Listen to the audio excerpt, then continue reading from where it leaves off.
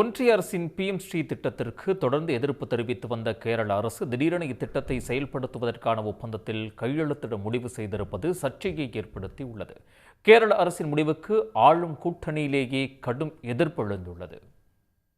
கல்வியை காவிமயமாக்கும் சர்ச்சைக்குரிய தேசிய கல்விக் கொள்கைக்கு எதிர்ப்பு தெரிவித்து தமிழ்நாடு, கேரளா, மேற்கு வங்கம் உள்ளிட்ட மாநில அரசுகள் PM ஸ்ரீ திட்ட ஒப்பந்தத்தில் கையெழுத்திடவில்லை. இதனால் அம்மாநிலங்களுக்கான கல்வி நிதியை ஒன்றிய அரசு நிறுத்தி வைத்துள்ளது. கேரளாவுக்கு சமக்கிர ஷிஷா நிதி உட்பட ஒன்றிய அரசிடமிருந்து வரவேண்டிய சுமார் 1500 கோடி ரூபாய் நிலுவையில் உள்ளது. இந்நிலையில் பிரதமர் நரேந்திர மோடியை முதலமைச்சர் பினராயி விஜயன் சமீபத்தில் சந்தித்து பேசிய பின் கேரளாவின் தேசிய கல்விக் கொள்கை எதிர்ப்பு நிலைப்பாட்டில் மாற்றம் ஏற்பட்டது. கேரளாவில் PM ஸ்ரீ திட்டத்தை செயல்படுத்துவதற்கான ஒப்பந்தத்தில் கையெழுத்திட அம்மாநிலம் முடிவு செய்துள்ளது.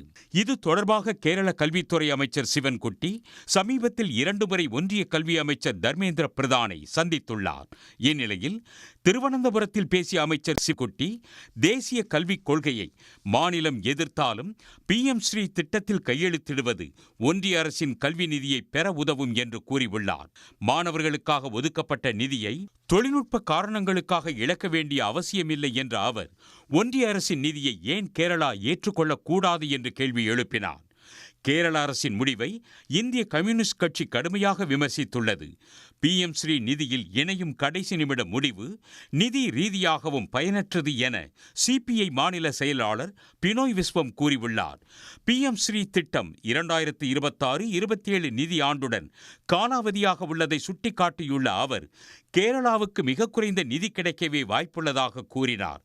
மேலும் தேசிய கல்விக் கொள்கை மூலம் கல்வியை காவிமயமாக்கும் சங் பரிவார் போன்ற அமைப்புகளின் முயற்சிக்கு கேரள அரசு ஒப்புதல் அளித்து விட்டதாக கருதப்படும் அபாயம் உள்ளதாகவும் பினோய் விஸ்வம் குறிப்பிட்டுள்ளார்.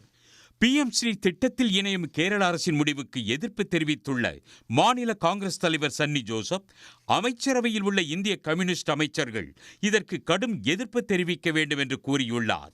ஒன்றிய அரசின் தேசிய கல்விக் கொள்கைக்கு எதிராக இடது ஜனநாயக முன்னணியினர் ஒன்றிணைந்து குரல் கொடுக்க வேண்டும் என்றும் சன்னி ஜோசப் கேட்டுக்கொண்டார். நிதி நெருக்கடியின் அழுத்தத்தால் PM ஸ்ரீ திட்டத்தில் கையெழுத்திட கேரள அரசு முடிவு செய்திருந்தாலும் அம்மாநிலத்துக்கு மொத்த நிலுவைத் தொகையும் கிடைக்க வாய்ப்பில்லை. 1500 கோடி ரூபாய் நிலுவைத் தொகையில் ஒரு சிறிய பகுதியை மட்டுமே ஒன்றிய அரசு விடுவிக்கும் என்றும் தகவல்கள் கூறுகின்றன.